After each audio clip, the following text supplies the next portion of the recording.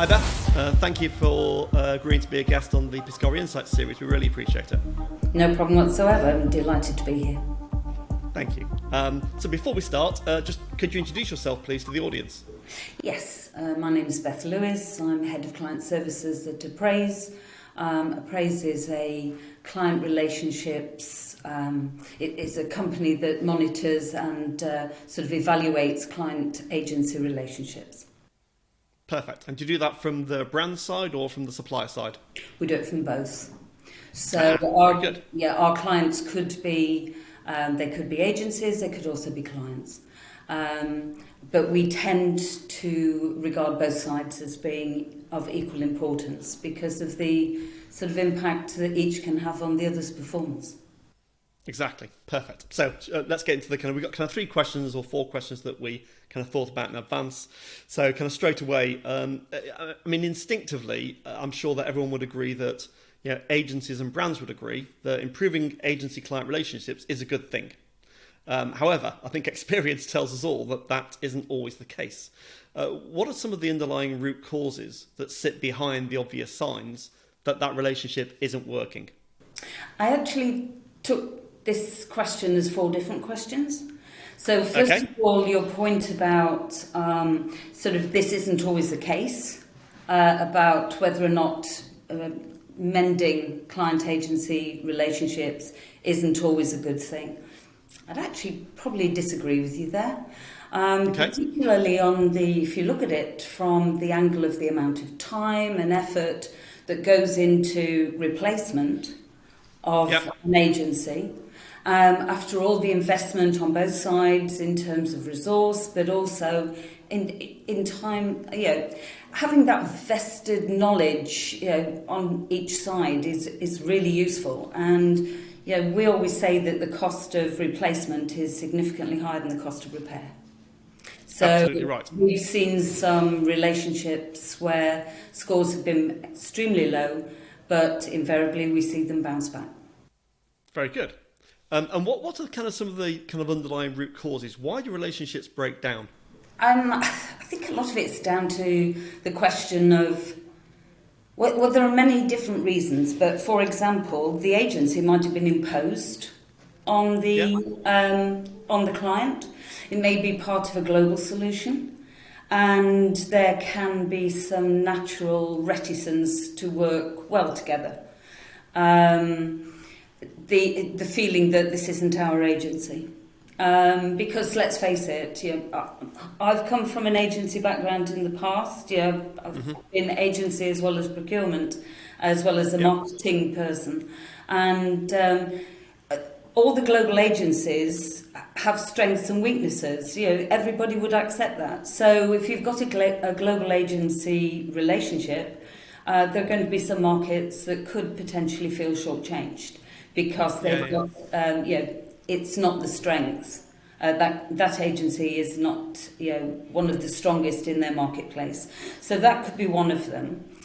The other one that is really that happens an awful lot is lack of clarity and lack of accountability. So if you know, it's very, very simple for people to say, well, it's not my responsibility to get on well with the agency. We want them to do something. You tend to find in all relationships, be that personal relationships or professional relationships, if the 2 teams get on well, then that tends to be a key driver of success. Yes. And you know, that's what we try and do and that's what all agencies and clients should try to do, is to make sure that they get on with one another and understand what the issues are. So lack of clarity, lack of accountability is another area. Also changes. We find that it can be destabilising sometimes where we've got changes to senior personnel in particular. You know, senior marketeer coming in with a relationship from a previous job with another agency chain. That can have a destabilising relationship.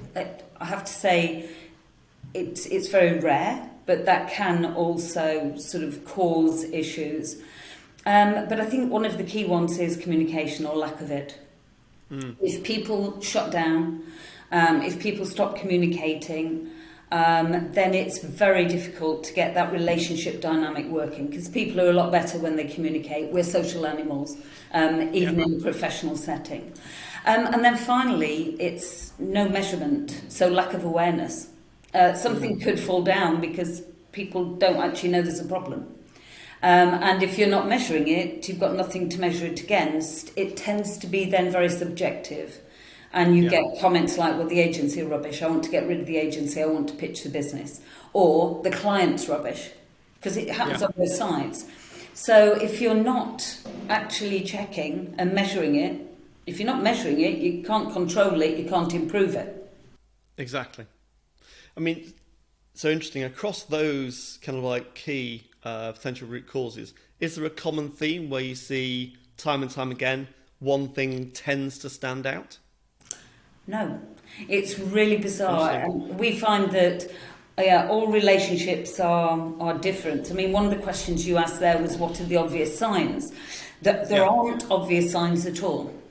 There can be a raft of different reasons, or a combination of different reasons. And it's also one of the other things that in your first question was a relationship isn't working. And it's whose perspective is it that it's not working?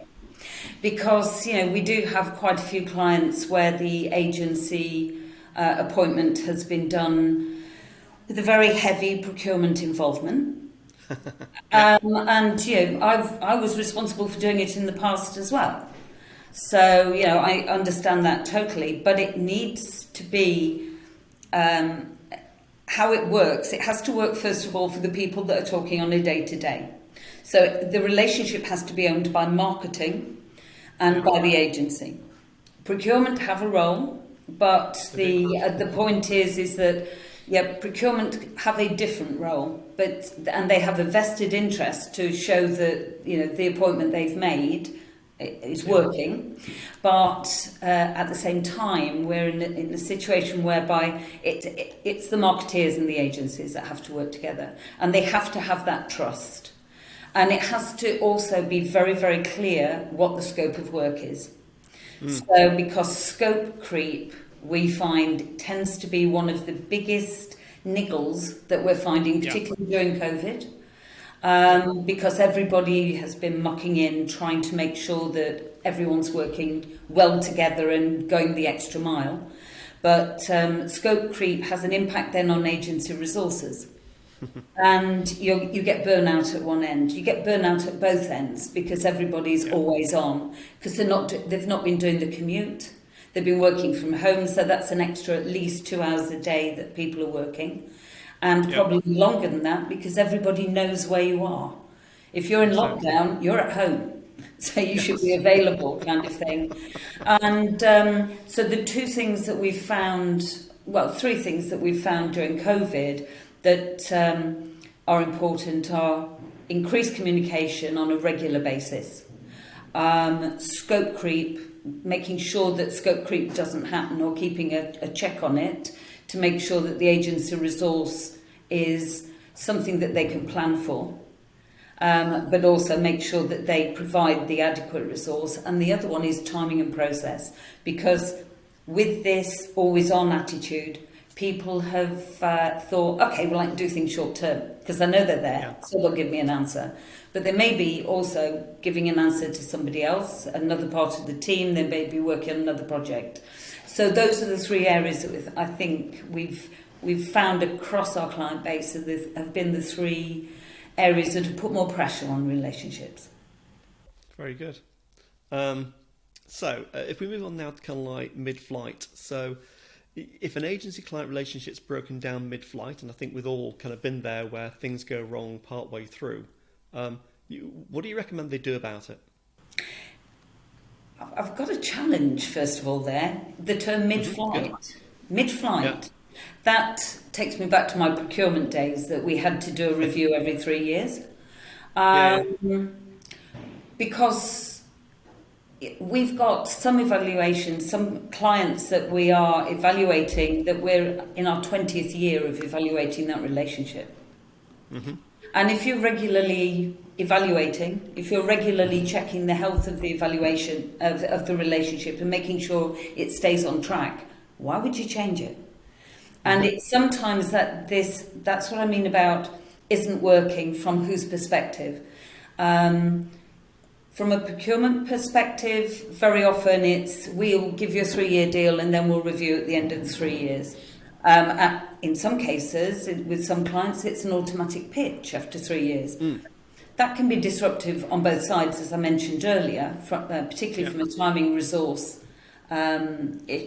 perspective. But equally, one of the issues with that is that it makes people think short term. And what you're not looking about is most agencies are there to help brand building. Yes, of course, there are some that are doing more tactical work, but some of the really big long-term relationships are about building a brand. And you can't do that over a 2-year period. And if you're in a 3-year relationship, you know that whatever you do in the next year, you're going to come up for pitch anyway. That can actually be demotivating. So I would challenge the thought about mid-flight. I would see it as a just ongoing relationship. In many cases, it can be a 3-year relationship that is looked to renew after 3 years or extended. And I think that's a more positive way of looking at it. But the big thing about the 3-year carousel is that actually moves more towards a supplier mentality. And it's a professional relationship. It's something that there's vested need to keep history, to keep working together to do something. Most brands are looking at 5-year plans, although with COVID and the changes, they may have moved to one. They may have moved to one, but if you're launching a brand, you are looking at it over a 5-year period. You're not looking at it over a 3-year period. So if you've got an agency that's just there for 3, for convenience sake, or because there's a mantra in the organisation that you have to review after 3 years, I don't think that helps. I think that also puts pressure on the relationship. So how do you balance? I mean, it's a very interesting point. How do you balance that with so if I was the CFO or the chief exec, and let's say we're spending £5 million a year with a large network agency, and we're launching a new brand, let's say we're a pharmaceutical company, and I've got shareholders on my back. So I want to make sure that we've got, good value for money out of the spend, but I also want to maintain the relationships because that can deliver long-term brand value. And we've both been on the procurement side of the fence, I guess, fortunately. How do you balance that? How do you make sure that you're getting best value, yet maintaining the relationship that will build long-term brand value? The first thing is you have to measure it. You have to keep measuring it, and you have to keep measuring it on a regular basis. The recommendation from our sector, not just as a to praise, is that you evaluate on a 6-monthly basis. In some cases, the evaluations can form part of the remuneration, so the scores can. But so that actually helps in terms of knowing that there's some accountability, so that you can go back to the CFO to prove that. But what we tend to find is the first evaluation tends to be a download of absolutely everything that's going wrong. So we tend to find that very, very first evaluations have the lowest scores.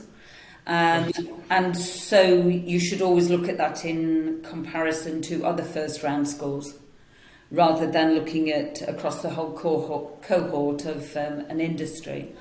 But it's sort of the most important thing is actually to measure, to evaluate, and to measure again. So it's make sure that you have got something objective and tangible to present to those people that require that tangibility. They need the scores to be able to say, this is what we're doing, we're measuring it, look how these scores have changed, this is what we've done if the scores go down, this is what we've done, we've used it for action planning. So it's putting in place a more robust system, and it's making sure that there's a clear process that everybody understands right the way across the business. So the finance team understand it, the procurement team understand it, marketing understand it, and on the agency side it's the same. So that there is a regular check-in as to how it is going. It's normally on the same questionnaire as well. And then you've got almost like a 6 months check-in mid-year to say how are you doing and what do both sides need to do better to make sure the score at the end of the year is a lot better. It's an opportunity to do some downloads, and we tend to find that the mid-year scores tend to be lower than the end-of-year scores, because that's the opportunity to say, actually, could you sort that out? That's not working, this needs to move, we need more resource here, we need you to back off in terms of your short lead times, we need to get consolidated feedback from the client to be able to do our jobs properly and on time. So a lot of it comes out mid-year, and then at the end of year, if you've done robust action planning based on the mid-year review, it enables you to ensure that your scores go up on a regular basis. Very good. The measurement, idea is, fantastic in its simplicity, but very hard often to deliver effectively. But that's, to me, it's at the heart of it. Is really good measurement frameworks with lead and lag indicators that are transparent is the start of that. And it's also making sure that the evaluation is taking into account the scope of work. Yeah. Because you've got so many, with most of the larger clients, even the smaller clients now have got a plethora of agencies that they're working with, and they've all got different scopes. So it's that ability to make sure that your questionnaire reflects the scope of work, the up-to-date scope of work of that agency. Absolutely. Because again, that gives you the opportunity to prove that this was the project they were working on, this is how we evaluated them, these are the scores that came out, and these are the scores for ourselves. But as I said right at the beginning, we are also asked by some agency groups to evaluate to get their clients to evaluate them. Yeah. So that they can get some feedback that they weren't getting before. So it does work both ways. Well, I think that scope management's critical in terms of, I often say to clients that I'm working with, variation control is just, even if the variation is free of charge, the act of writing it down, agreeing it with your client, and then saying we are prepared to do this as part of the current commercial framework, at least gives you an ability to communicate, and also an audit trail if you needed one in kind of retrospect. But it also gives the agency permission to turn around and say that is actually out of scope. Yeah, exactly. And that's only fair. I mean, you can also find, with some of my past history, I've been in a situation whereby agencies have been on the 15th iteration of a plan. Now that's not effective or efficient. Basically, and so therefore the number of iterations of a number of rebriefs is something that can be written into a scope of work as well. So it gives the agency the opportunity to say, look, you've had 3 iterations, you've got 2 more, otherwise you now start paying, you need to come back to us and pay us more to do it, particularly if you're talking about a rethink. And it's particularly important when you're evaluating to evaluate across the client and across the agency in terms of hierarchy. Yes. Because if you think of it in terms of briefs, the way briefs come out, very often they start with a junior brand manager, then they write it, then it goes to the brand manager, then it goes to head of marketing, brand director. In cases it can go up to CEO if they've got a marketing background, or CFO if they're particularly involved as well. So, and at each point those could change. Yep. So it's making sure that you've got the perspective of everybody, but also that you've got a unified brief and you've got unified feedback. Yeah. Those are 2 really important areas that consistently come up as being the main challenges when you're actually dealing with 2 different hierarchies, because they may have totally different points of view. Absolutely, definitely. So fascinating. I mean, that could go on for quite a while, but Yeah. I'm conscious of your time. So just like kind of the last question that I kind of had down was, in Stephen Covey's book, The 7 Habits, he kind of famously wrote about starting with the end in mind, which Yeah. I've always thought about for many, many years. Yeah. What are the practical things you can do as an agency and as a client to set that relationship up for success at the start before you get engaged in the day-to-day?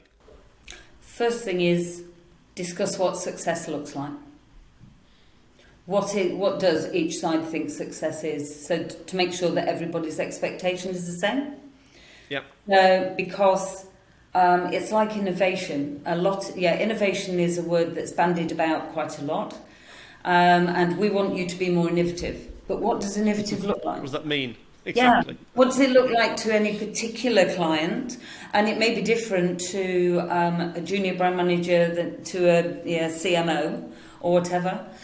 So it's actually managing expectation, I think. So agreeing the end goal, agreeing what success looks like, and then being in a position to understand and amend as you go along, to make sure that if it changes, that's clearly communicated.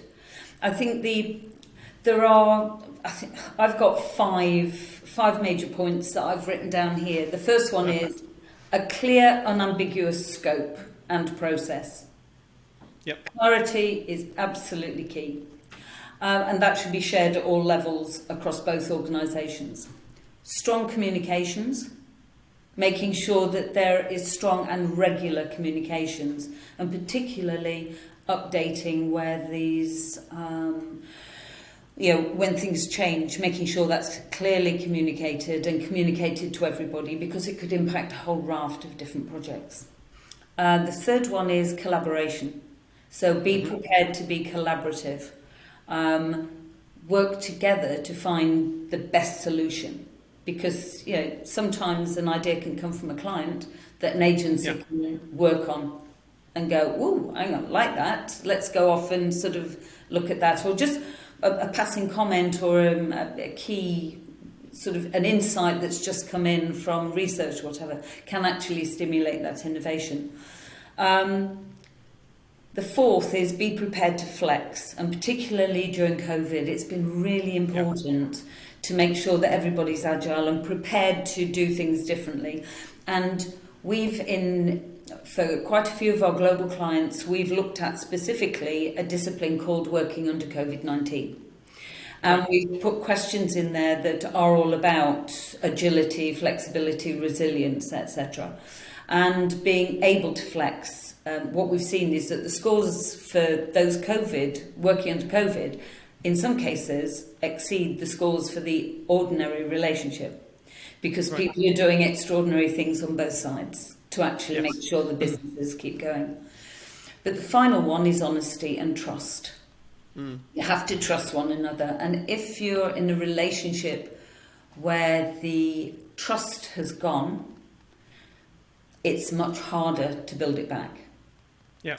So being prepared to have difficult discussions. If you've got something that's written down, if you've got scores, if you've got commentary to substantiate those scores, you've got something you can discuss.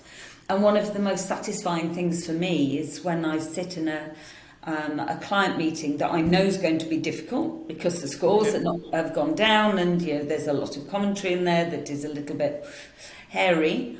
It's getting both sides to accept where they are now. Put together a plan on how to improve things before the next evaluation, and how to build that trust back up. But trust is key. Good. I mean, interesting. Just kind of two thoughts in my head whilst you mentioned those. It reminded me of being back in my KPMG days when we ran big engagements with clients at board level, FTSE 100, and there were a couple of things that just cropped up. When we were giving feedback to each other, clients to us and us to clients, we were always told, "You can't deny how I feel. You may not agree with it, but you can't deny how I feel, because it's how I feel." And the second thing we used to do was these fast starts. You talked about the setup and about those 5 parameters that you need to think about. We used to run a 1 day with the client which we'd facilitate and run, where all of that was brought together one day off-site with the teams that are going to work together. You'd bring in the executive sponsors at the beginning from both sides as well. And it was amazing how that formed a kind of working relationship and a common set of rules and a vision of where we're going and protocols to allow you to escalate. All of that got done before you started doing the work. And I wonder if that's still being done or not. I think it's been more difficult over the last 18 months. Yeah. Because one of the things that we have noticed is that both agencies and clients are suffering slightly from the fact that they don't have those water cooler moments. Yes. That they're not sort of walking through an office. They may have been in for one meeting, they're walking through past another team that might go, oh, can you just pop here? I've just got an idea. Those don't happen as much. And I think it works on both sides. So I think the challenge is going to be the so-called new normal, when people are back, working 2 days, 2, maybe 3 days a week, invariably in the office, and the rest of the time they're actually at home, is getting back that sort of, that more, it's more casual, the more casual communication. And it's almost ways of inventing that casual communication that can spark off ideas. And also, sort of, I know one agency and client set in particular are planning on one of the days that they both work in the office is when the agency comes into the client. Yeah. So they will come in to try and get that. It may be artificial, but it's to some extent it's trying to get that back, because that is one of the things that has suffered. Definitely. Over the period. So, Beth, this has been fantastic. Lots of insights and practical tips for people. So, a couple of things. What are your kind of like 2 or 3 top tips that you can give to agencies and clients at the end? Top tips. First of all, measure. Yeah. Measure and continue to measure. Don't do a one-off. Measure regularly. Action plan off the measurement will help you improve. Communicate. Yeah. Regular communication, particularly how things change. And finally, trust one another. And find if there's an element of, if there is some reticence, such as an imposed agency, find a way that you can trust one another to work together and work together well. Those would be my Very good. Brilliant. Measurement, communication and trust. Very easy to remember as well. Brilliant. Beth, where can people find out more about you? Okay, so our website is appraise.com. I'm on there. There's pictures of all of us. If you click on my picture, you get straight into the opportunity of Thank you. It's been fantastic. Really, thank you for your time. It's been a pleasure. Thanks very much indeed.